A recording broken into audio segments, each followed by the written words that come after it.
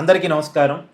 Singer Mangli sorry చెప్పారు. ఆమె పాడిన పాట వివాదాల్లోకి ఎక్కడం ఫలితంగా ఆమె మీద అనేక విమర్శలు నెటిజన్ల నుంచి, సామాజికవేత్తల నుంచి, ప్రజా సంఘాల నుంచి రావటం ఫలితంగా ఆమె సారీ చెప్పాల్సి వచ్చింది. చెప్పారు. ఆమె ఇటీవలే కేడీ ది డెవిల్ అనేటువంటి సినిమాకు పాటను పాడారు. ఆ పాటలో బూతు పదాలు, డబల్ మీనింగ్ డైలాగులు, శృంగారభరితమైనటువంటి పదజాలం ఉంది అనేటువంటి కారణం చేత అనేక మంది కంప్లైంట్స్ లేవనెత్తారు. ఆ కంప్లైంట్స్ విషయంలో కేంద్రం కూడా సీరియస్ అయింది. మొత్తానికి సినిమా టీం కూడా రియాక్ట్ అయింది. ఆ పాటని వాళ్ళు తొలగించుకున్నారు. మొత్తానికి యూట్యూబ్లో కూడా ఆ పాటను తీసేశారు. ఇప్పుడు యూట్యూబ్లో కూడా ఆ పాట అవైలబుల్గా లేదు. అనేక కంప్లైంట్స్ తర్వాత అంటే ఆ పాట పాడిన మంగ్లీ మీద కూడా అనేక విమర్శలు వచ్చాయి. దానివల్ల ఆమె సారీ చెప్పాల్సి వచ్చింది. చెప్పారు. అయితే ఇక నా పాయింట్ ఏంటంటే, మంగ్లీ మీద విమర్శలు చేశారు, ఓకే. గతంలో హీరో శివాజీ ఒక స్టేజ్ మీద 2 బూతు పదాలు మాట్లాడితే చాలామంది స్పందించారు కదా.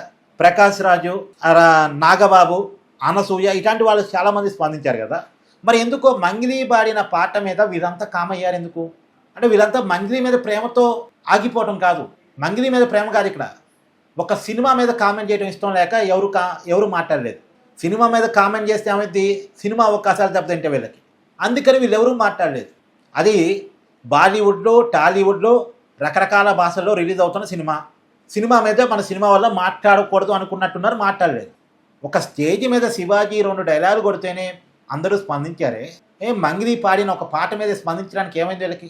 ఇది పచ్చి బూతు సాంగ్ కదా, మరి డబల్ మీనింగ్ డైలాగులు ఉన్న సాంగ్ కదా, మహిళల్ని అవమానించే రకంగా ఉన్న సాంగ్ కదా. మహిళా ప్రేమికులంతా ఏమైపోయారు? ప్రకాష్ రాజు గారికి మహిళా ప్రేమ ఎక్కువ కదా, నాగబాబు గారికి మహిళా ప్రేమ ఎక్కువ కదా, అనసూయ గారికి మహిళా ప్రేమ ఎక్కువ కదా. ఎందుకు స్పందించలేదు?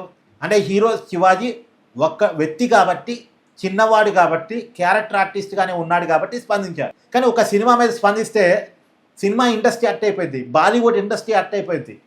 ఇది బాలీవుడ్లో తీస్తున్న సినిమా. బాలీవుడ్ ఇండస్ట్రీ హట్ అయిందంటే వీళ్ళకి బాలీవుడ్లో అవకాశాలు రావు.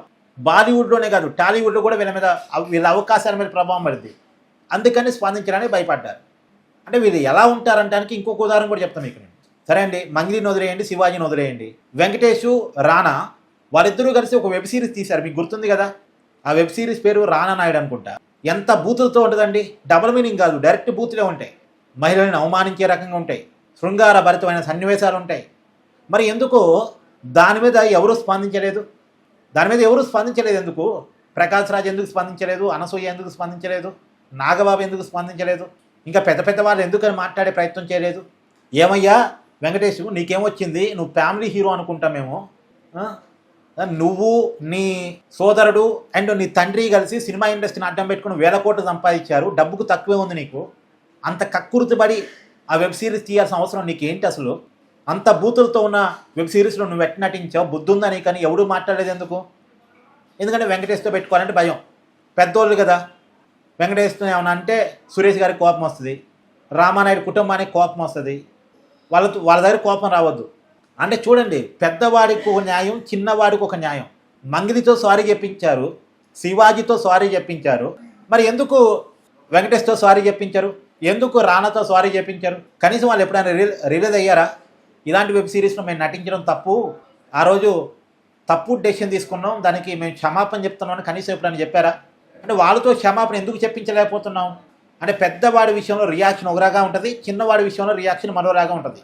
ఇక్కడ మంగ్లీ విషయంలో కూడా ఎక్కువ మంది స్పందించకపోవడానికి ఉన్న కారణం అది పెద్ద సినిమా కావటం, బాలీవుడ్, టాలీవుడ్ రకరకాల భాషలో రిలీజ్ అయ్యే సినిమా కావటం. ఆ సినిమా మీద రియాక్ట్ అయితే సినిమా ఇండస్ట్రీ మీద రియాక్ట్ అయ్యింది, అందరికి కోపం వస్తానికి కారణం. పక్షపాతం చూడండి ఎంత దారుణంగా ఉందో. అందరూ బయాస్డ్గా ఉంటారు, నిజాయితీగా ఉంటుందే. కనీసం మనమన్నా స్పందిద్దాం. కాబట్టి అందరూ కామెంట్ చేయండి, పెద్దవాడికో న్యాయం, చిన్నవాడికో న్యాయం అని. Thank you.